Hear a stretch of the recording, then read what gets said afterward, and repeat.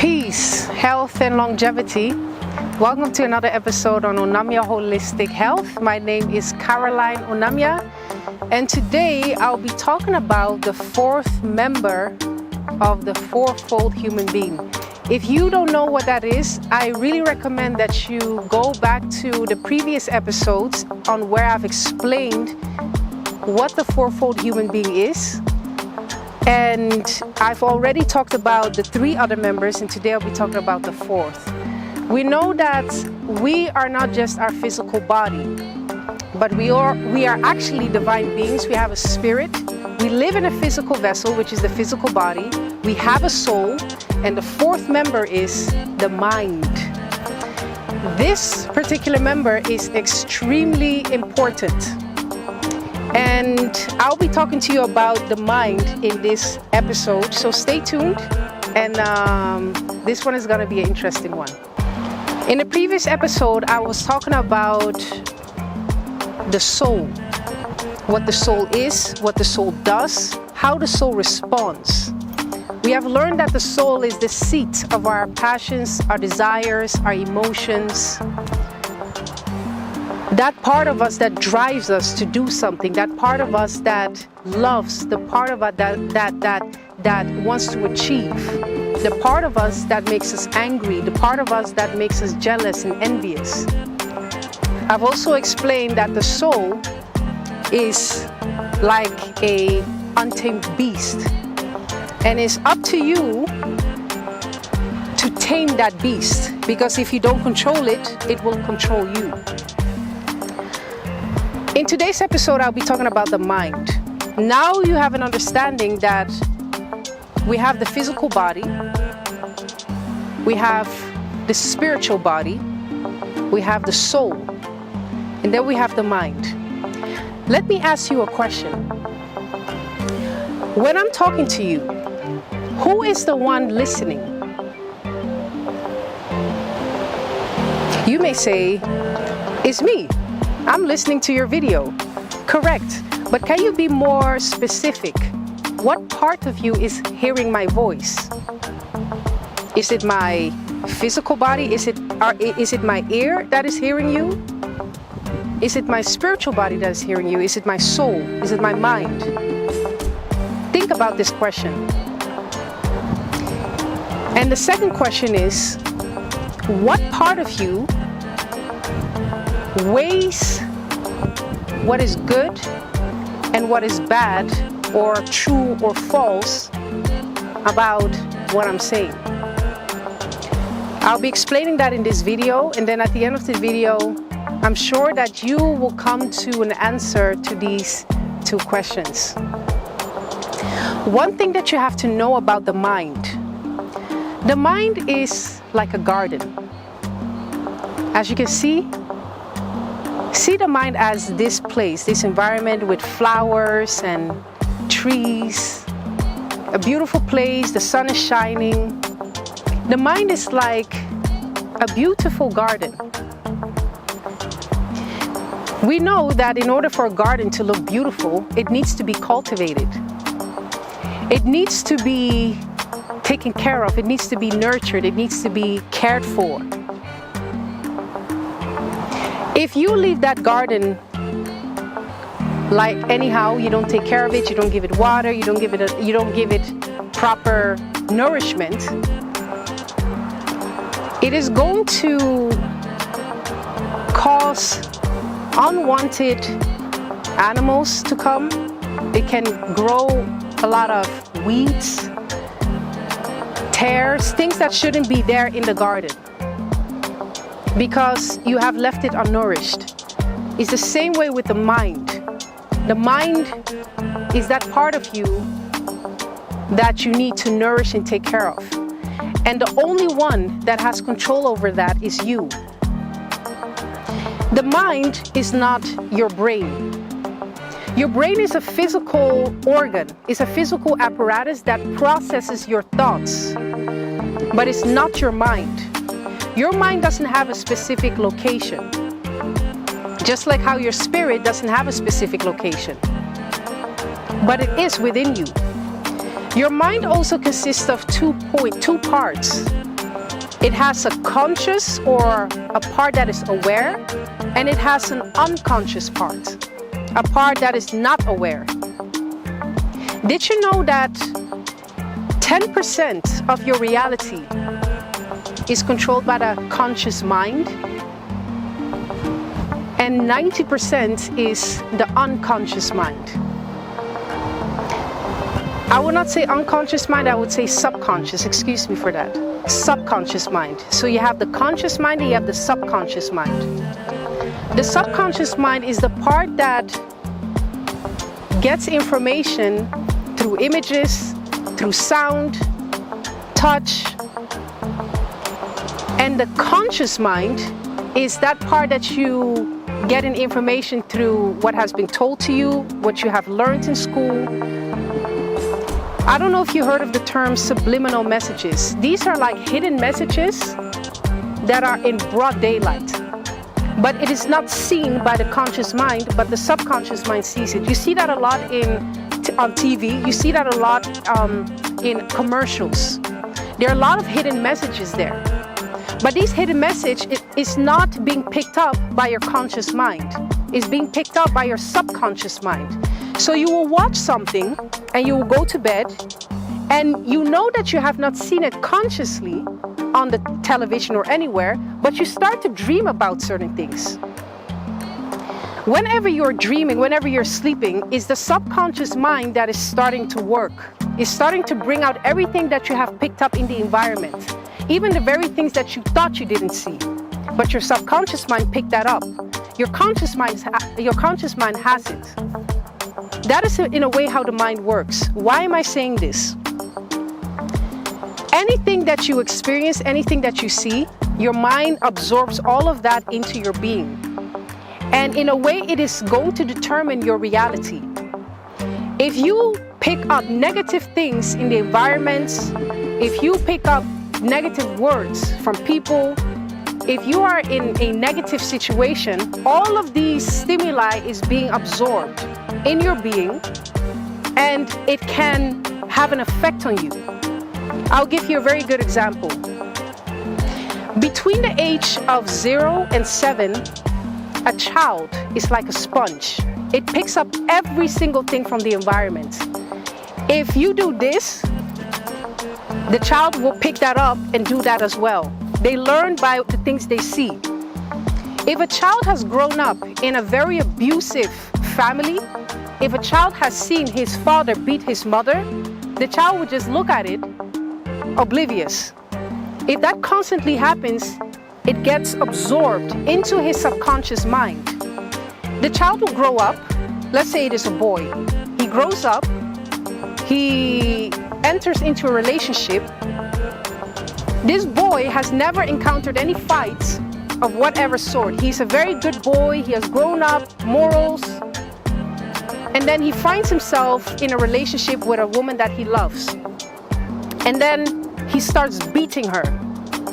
Maybe because she offended him, did something that he didn't like, and he starts beating her. He's like, where's this coming from? I'm a good man, I'm not that way. It's because during the age of 0 and 7, what he has seen, the subconscious mind has absorbed all of that information, and it has now become part of him. And now he is acting on automatic pilot. He's not consciously aware of the fact that he's abusive. But because of what he has seen in his environment, he's acting that out. That is how powerful the subconscious mind is. Mind you, remember I told you that it is 90% of your mind. The subconscious mind is 90% subconscious and 10% conscious. That's why it is important when you are in a surroundings. You must see positive things, hear positive things, sound, the things you see, the things you hear, the things you do.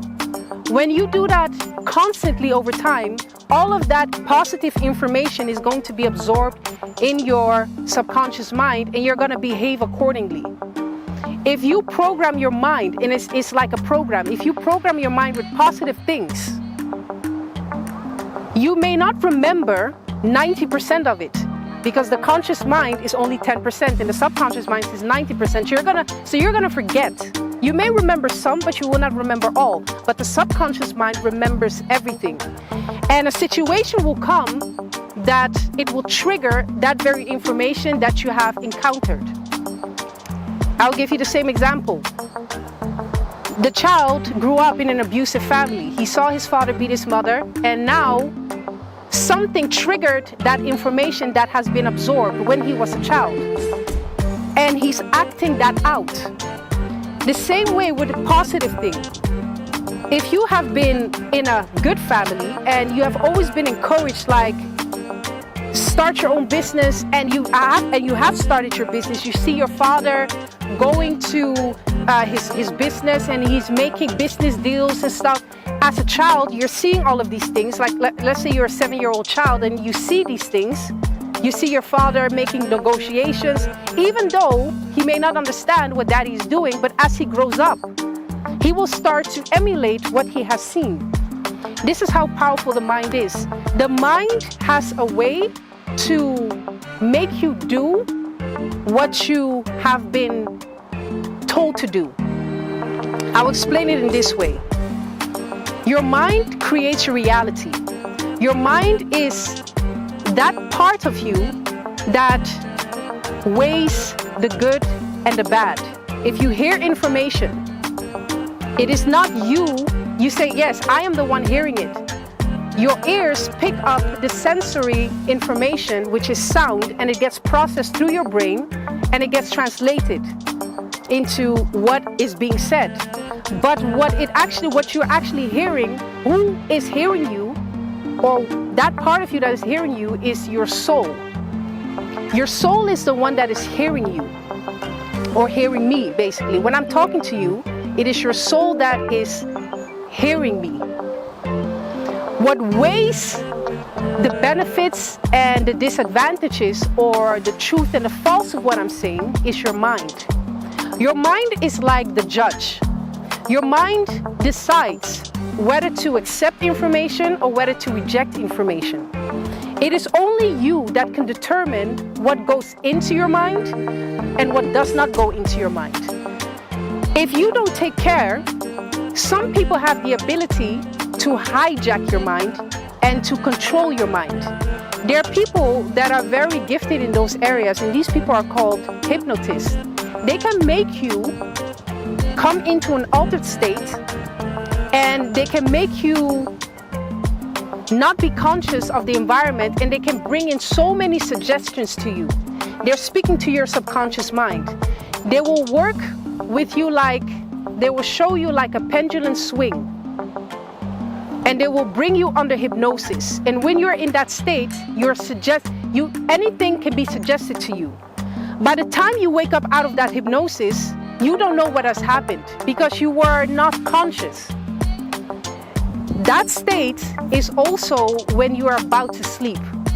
When you're about to fall asleep and when you're about to wake up, between sleep and wake, you're in an altered state. You're not really here, but you're also not really in the dream realm. So anything that is being told to you, you can be suggested anything and you wouldn't be aware. Another way is when you are very drunk. When you drink a lot of alcohol and you become drunk, you are not yourself. So whatever happens to you, you're not conscious of what is happening. So anything that is being told to you or done to you, you're not really aware. It is by the time you become conscious or aware, that is when you start to see what has happened. That's why it is important that you have to guard your mind, because if you don't, somebody else will hijack you, will brainwash you, will tell you and suggest things to you that you yourself don't want. In the scriptures, there is a verse that says, and that is in the book of Proverbs. It says, guard your heart with all diligence, for out of it flows the issues of life. The heart, whenever it is written in the scriptures, sometimes we think that it is the heart. But in some cases, the heart refers to the mind. So the heart and the mind can be used interchangeably. But what I want to say is that when it says guard your heart with all diligence, it says guard your mind with all diligence. Because if someone influences you wrongly and puts wrong information in you, it can be in an environment, can be through a TV commercial, can be through a YouTube video, it can be through anything that you see. If someone influences you the wrong way, it's gonna play out negatively in your life. You may think, oh, it's nothing. But because it has seeped into your subconscious mind, if you don't take care, it may play out later in life if you don't deal with it. You have control over your mind, but it depends on how to go about it and how to guard it. Therefore, I recommend that you are selective with the people you listen to. You be selective to the places you go, the things you see, the things you hear. You may think, I just heard this and it's nothing, but if you hear it constantly, it will become an entity within itself, within you, and you will start to behave that way. If you constantly listen to things that bring death and destruction constantly, and you're seeing that around you constantly, you are bombarding yourself with that kind of information, and you're gonna start to live in harmony with that kind of information. That's how powerful the mind is. So it is up to you to be the judge. Like, what do I put in my mind and what don't I put in my mind? Depending on what you put in your mind is going to determine how successful you are in your life. This is the fourth part of the human, the fourfold human. We have spoken about the physical body, we have spoken about the spiritual body, we have spoken about the soul, and now the last one is the mind. You're living in a physical vessel, you are a spirit, you have a soul, and you operate through your mind. Everything that you see is through the reflection of your mind. So be aware that you nourish all these four aspects of yourself: your physical body, your soul, your spirit, and your mind. That is what this entire teachings is all about. What I do is I bring all four members in harmony with each other. Once these four members, your mind, your body, your spirit, your soul, is in harmony with each other, you will experience optimum health. You will not experience dis-ease. Dis-ease. Break the word down, dis-ease. When it is in a dis-ease state, it's in a restless state. Something is not in order.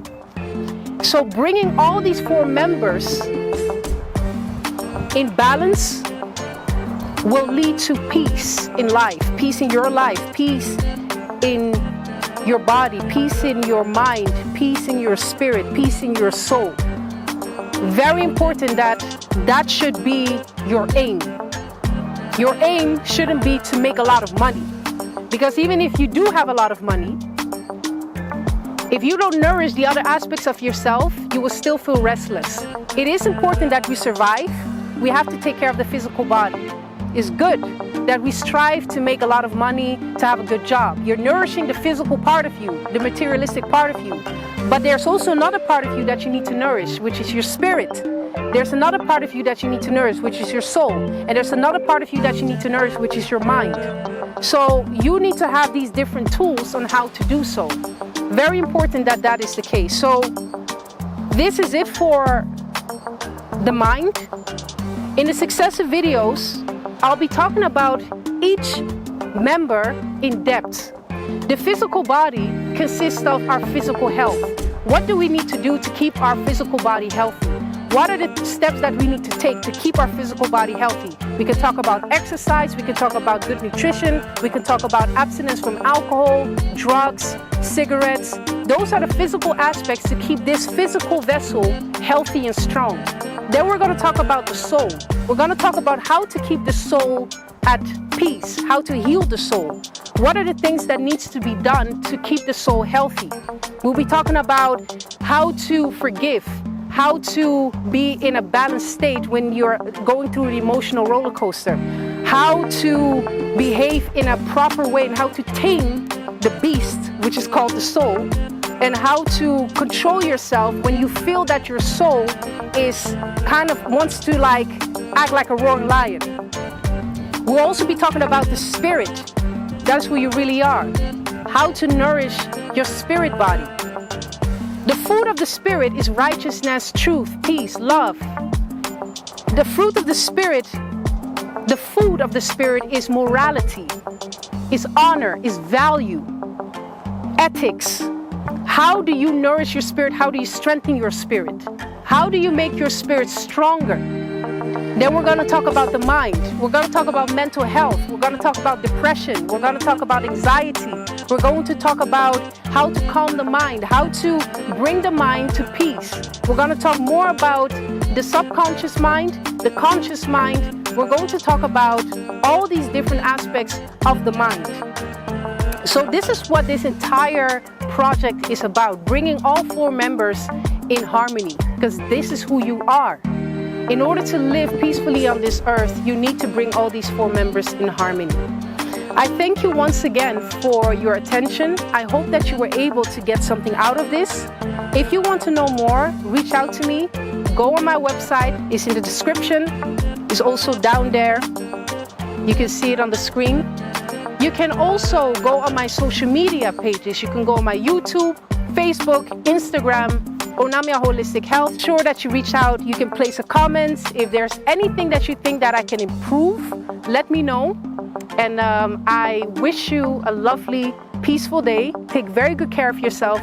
Remember to always stay righteous, peaceful, truth. Take care of your physical body, your spiritual body, your soul, and your mind. Protect it, guard it with all that you have, because these are your true resources. My name is Caroline Onamia. I wish you a very peaceful and healthy day. Take good care of yourself, and I will see you in the next episode.